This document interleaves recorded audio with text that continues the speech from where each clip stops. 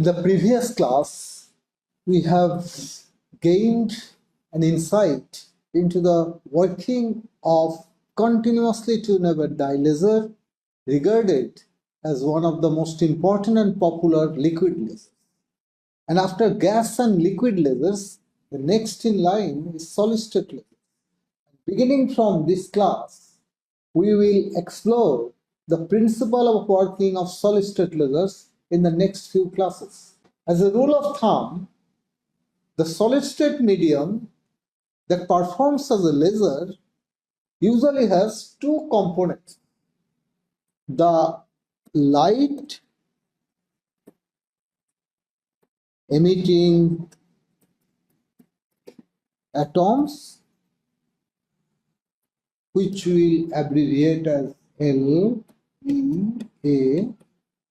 and a host, passive host, which does not participate in the lasing process, which is often a crystalline material and occasionally some variant of glass.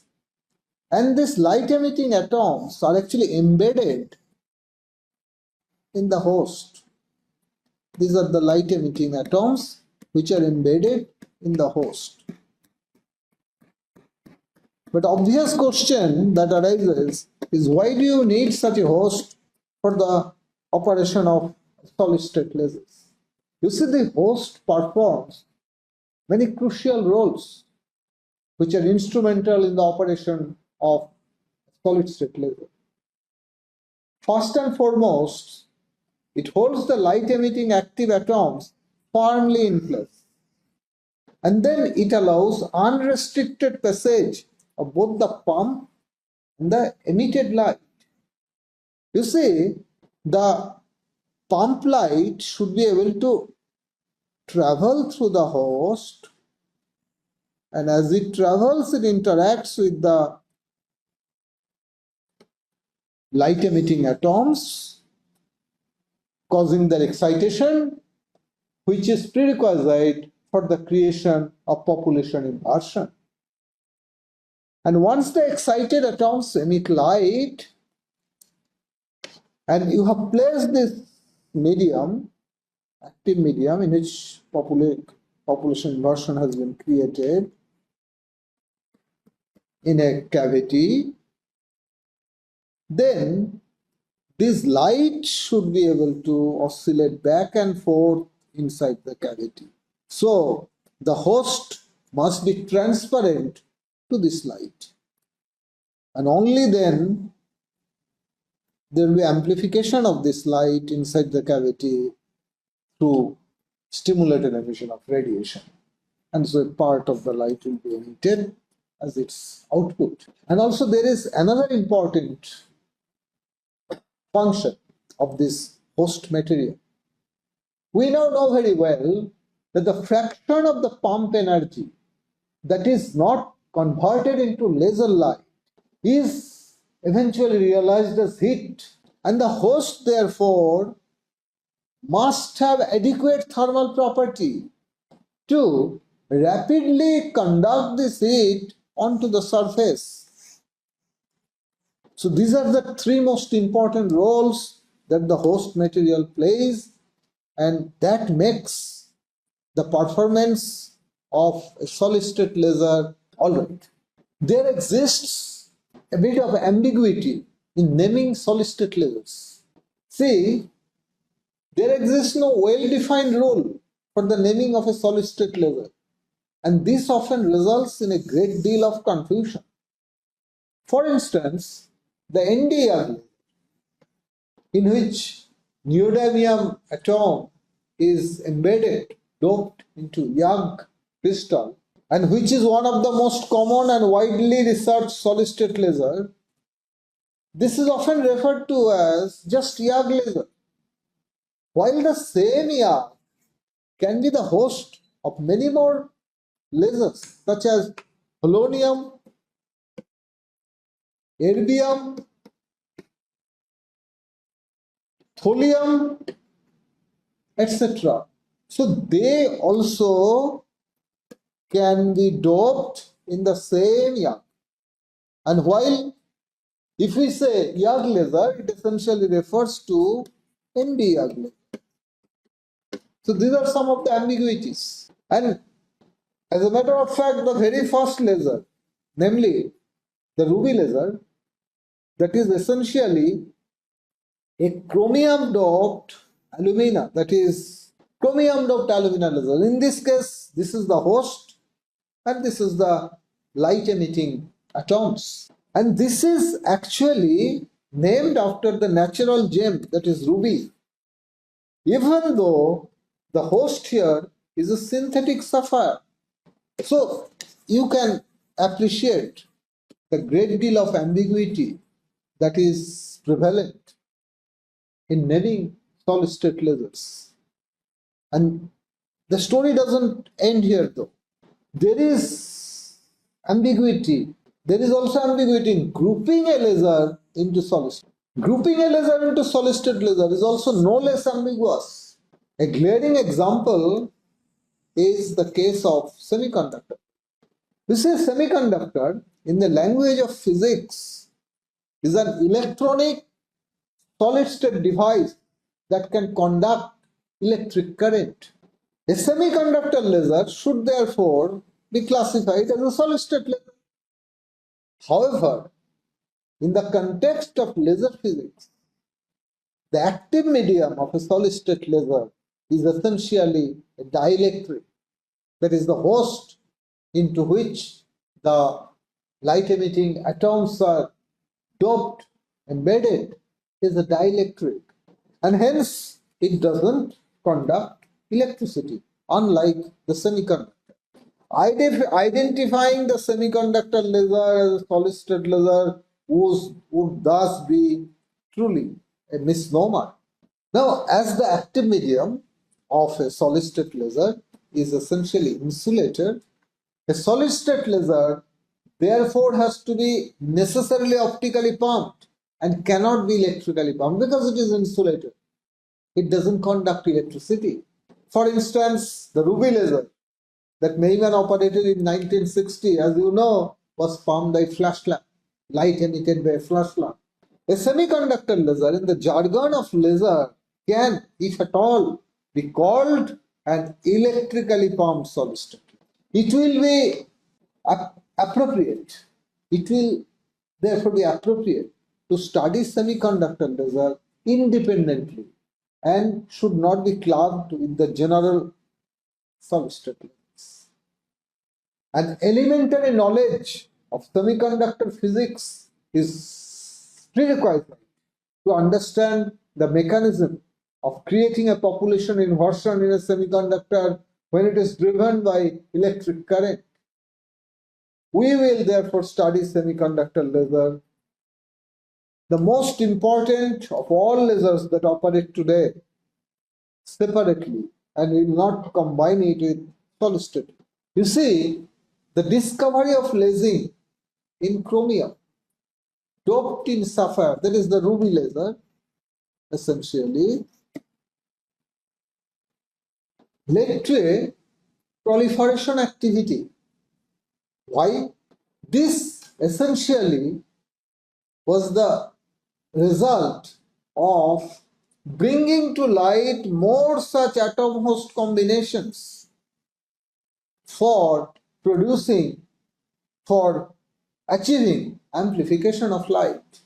A solid has inbuilt ability to provide higher density of active species because they are stacked together very closely compared to a gaseous state, and therefore has the potential to make more powerful lasers. The capability of delivering high power has made solid state lasers indispensable in many applications such as military and industrial, a variety of industrial applications for which a very powerful intense beam of light is prerequisite. Solid state laser also has proved quite beneficial in number of medical applications. There exists now a wide variety of solid state laser producing coherent light spanning a remarkably broad area of spectrum. We will soon get to know this. Now, solid-state lasers can be grossly divided into two main categories, namely one that basically provides output at discrete wavelengths, so it gives coherent light at discrete wavelengths, and the other variety that deliver tunable output. Now, in the beginning, solid-state laser would give only coherent light at discrete wavelengths, and continuously tunable solid-state laser appeared later in the scene. Nevertheless, in this course, we will also try to gain a physical insight of the principle of working of continuously tunable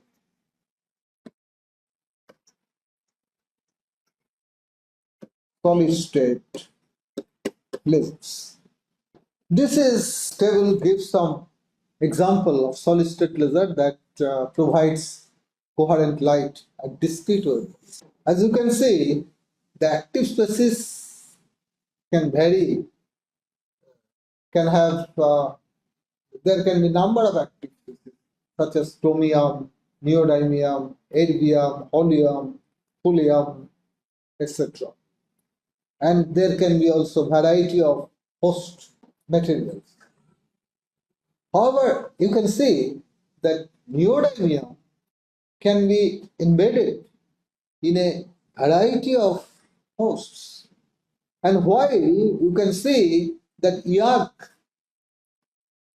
can serve as a host material to a number of active light emitting atoms. For example, neodymium, erbium, thorium, thulium, etc. Most of the solid-state lasers can be pumped by dart lasers, as you can see.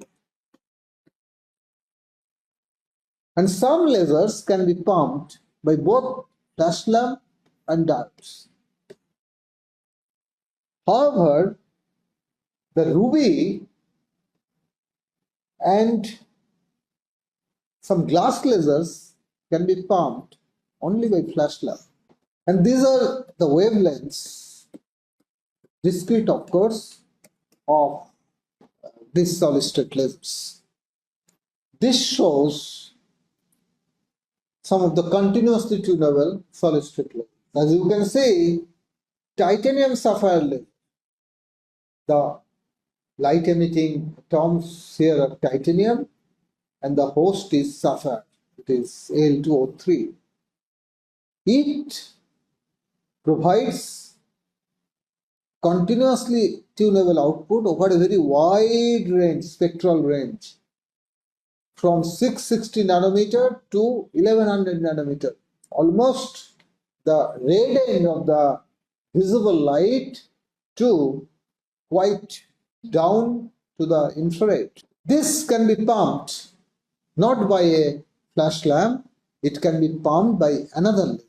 You already know optical pumping is possible by flash lamp as well as by coherent light emitted by a second laser. And the lasers which can be used to pump this laser, say argon ion laser, copper vapor laser, and second harmonic of Nd-Yag laser. Nd-Yag laser gives output at 1064 nanometer. So second harmonic of this will be at 532 nanometer. Even this wavelength also can be used to pump this laser. We will come to this when we study some of these lasers individually. And the other two continuously tunable lasers, which are called Alexandrite and emerald laser, for both of which light emitting atoms, chromium, they produce rather short tunability. So 700 to 825 nanometer and 730 to 840 nanometer. And they can be pumped.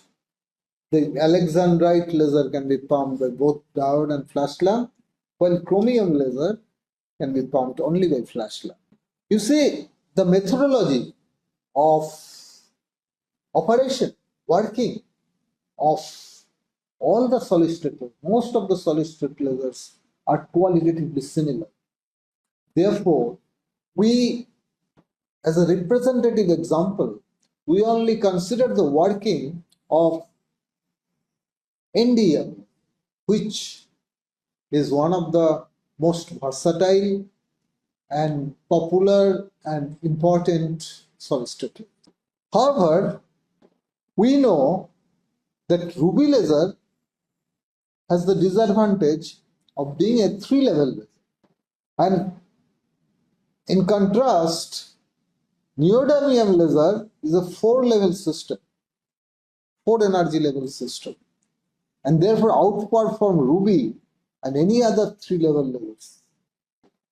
The low-lying energy levels of both Nd-Yag, which is a 4-level laser, and ruby, which is a 3-level laser, that participate in the lasing process are shown here just for sake of comparison. Now, if you turn your attention to ruby, you will see here that the lower laser level is actually the ground or the source level. This is also the ground level, where initially all the population resides. And this is a 3-level system. Therefore, you have to actually, in order to create population inversion, you have to transfer a large amount of ground level population, because this upper level, the population is 0. And suppose we have 100 atoms in the ground state, so you'll have to transfer at least 51 so that there is a population inversion, 51 and 49. So transferring such huge number of population from the ground to the upper laser level, of course via the pump level, is indeed a Herculean job. And to maintain this inversion, population inversion in a continuous manner is very challenging. That is why ruby laser would not operate in a continuous mode. It is normally operated in the pulsed mode, as you already know, as you are already aware. And let us now turn our attention to the working of Nd-Yag. You see, neodymium atoms have 2 dominant absorption bands, just like ruby. It also has 2 dominant absorption bands, 1 and 2. And they can be pumped by light which is centered at wavelengths around 800 nanometer and 700 nanometer. They can be pumped by light of and around these wavelengths. And once the population from the ground state, now you can see that the lower laser level and ground level, they are separated.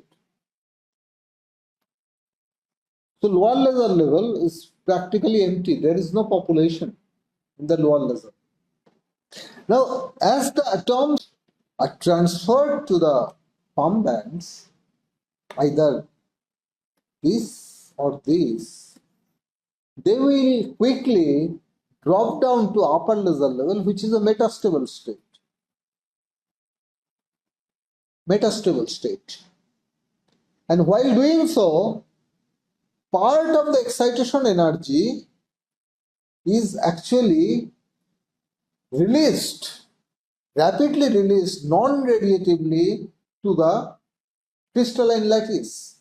So if the atom is here, excited atom, then if it has to drop down to this level, then this much energy